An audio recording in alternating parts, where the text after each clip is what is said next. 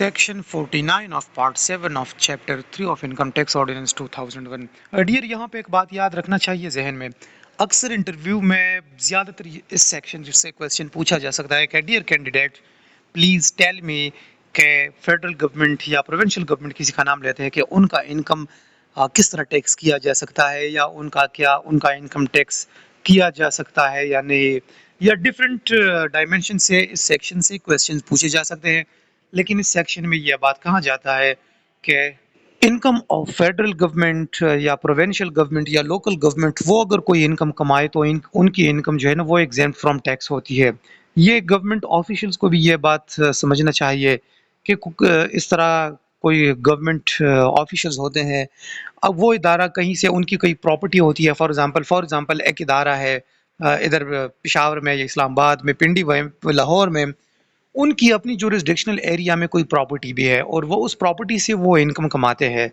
تو وہ بینک میں رکھتے ہیں, وہاں پہ بینک میں وہاں سے جو ہے نا پروفٹ آن ڈیٹ کماتے ہیں, تو بینک والے وہاں سے اس انکم پہ ٹیکس, ایڈوانس ٹیکس وغیرہ نہیں کاٹ سکتے, کیونکہ یہ سیکشن 49 ظاہری بات یہاں پہ کہتا ہے صاف صاف کہ income of federal government, provincial government اور لوکل گورنمنٹ جو ہے نا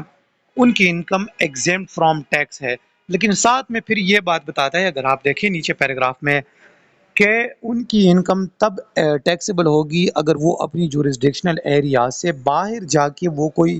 ایسی ایکٹیویٹی کرتے ہیں جہاں سے وہ انکم کماتے ہیں. فار ایگزامپل میں اگر ایگزامپل دے دوں,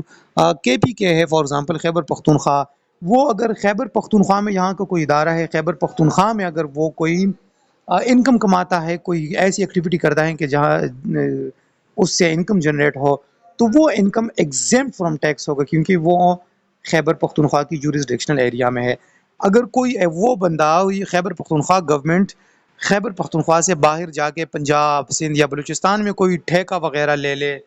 کسی کنسٹرکشن وغیرہ کا, یا کوئی پروجیکٹ وغیرہ لے لے اور وہاں سے انکم کمائے, تو پھر وہ انکم فرام بزنس کنسیڈر ہوگا اور وہ پھر ٹیکس ہوگا. لیکن اگر کوئی اسلام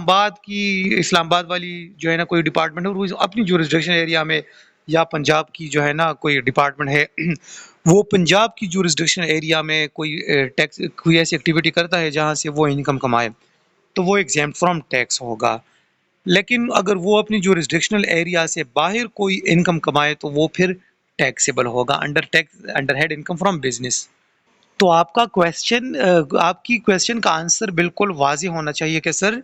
اس کے بارے میں section 49 of part 7 of chapter 3 of income tax ordinance 2001, اس طرح اگر آپ ڈیٹیل سے بتا دینا تو یقین کریں کہ انٹرویور آپ سے بہت امپریس ہوگا اور آپ کو امید ہے کہ اچھے سے اچھے مارکس وہ دے دے, کیونکہ آپ نے سیکشن, پارٹ, چیپٹر, آرڈیننس وغیرہ سب کچھ ڈیٹیل سے بتایا, اور پھر آپ نے بتایا کہ اس سیکشن میں یہ بات کی جا رہی ہے کہ اگر کوئی پروونشل یا لوکل یا